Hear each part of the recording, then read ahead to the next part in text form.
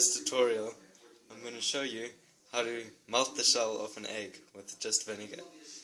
So all we need is an egg, a glass, and vinegar. So what you do is you take the egg in your hand and you put it in the glass. Don't drop it! No! First put the vinegar in.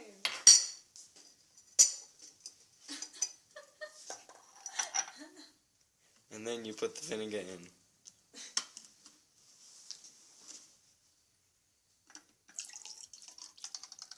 Look how much vinegar you want. Gosh, and you complain. A few hours later I've transferred it into this thing, the Majig, and so the vinegar is more spacey.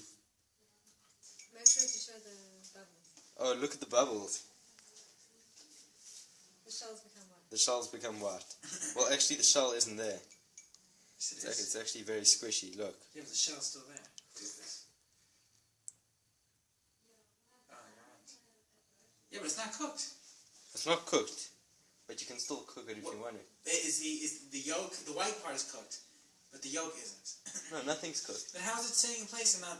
No, it's got like this membrane around. Yeah, it's got a membrane around.